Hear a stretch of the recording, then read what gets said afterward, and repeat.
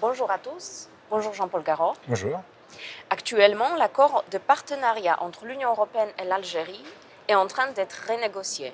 En parallèle, il y a des tensions entre la France et l'Algérie. Quel est votre sentiment par rapport à ces sujets? Oui, il y a un sujet que vous venez d'évoquer, dont personne ne parle, c'est cet accord de partenariat entre l'Union européenne et l'Algérie. Personne ne parle de cela alors que c'est en cours de négociation.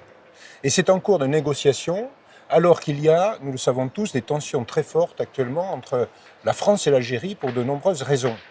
Donc il faut mettre l'accent sur cette négociation.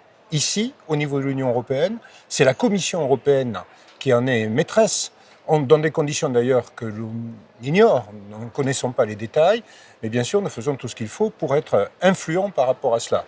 Et d'une façon beaucoup plus générale, le contentieux qu'il y a avec l'Algérie est grave. Pourquoi? Parce que d'abord nous avons le cas de Boualem Sansal.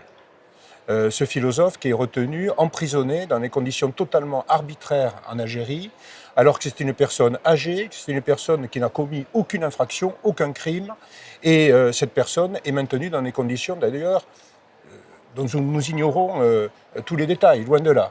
Donc il faut faire une pression très forte auprès du gouvernement algérien, et l'Union européenne pourrait le faire aussi, puisque nous avons cet accord de partenariat actuellement qui est en cours de négociation, pour faire pression pour qu'il y ait une libération évidemment de Boualem Sansal. Nous avons un deuxième cas aussi de contentieux avec l'Algérie, c'est cet influenceur, c'est comme cela qu'on appelle ces gens-là quelquefois.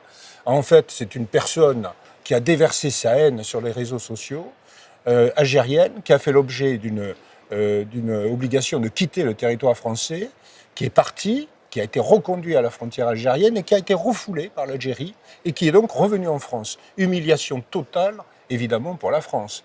Et là, c'est inadmissible. Alors, il faut faire pression, il faut être actif parce que, et nous avons un certain nombre de moyens par rapport à cela, et notamment dans le domaine financier. Mais par rapport aux aides, l'aide publique au développement, ça reste quand même un levier stratégique par rapport à la coopération entre notamment la France et l'Algérie. Est-ce que selon vous, ces aides bénéficient-elles pleinement à la population algérienne? Alors plusieurs choses. Il y a d'abord un accord franco-algérien qui date de 1968.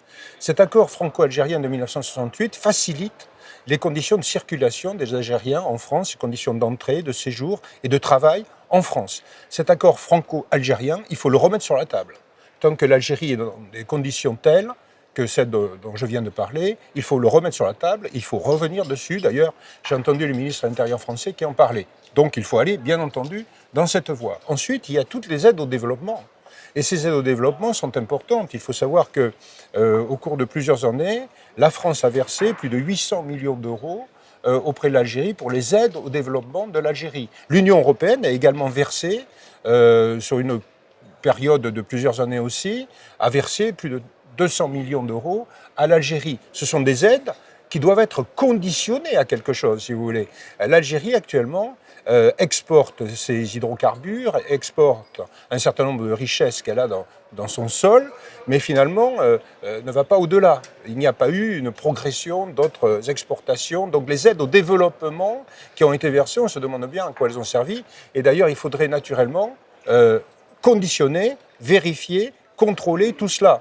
Il y a aussi beaucoup de travail. Donc on a des moyens de pression par rapport donc à l'Algérie. C'est un sujet véritablement brûlant, il y a de grandes tensions actuellement, et nous avons, nous, ici, au Parlement européen, un rôle à jouer de pression par rapport à la Commission européenne dans le cadre de cette préparation, de cet accord de partenariat entre l'Union européenne et évidemment l'Algérie. Je tenais à informer donc, nos concitoyens sur cette situation aussi. Je vous remercie beaucoup pour votre avis. Merci beaucoup, merci. Merci à tous, à bientôt.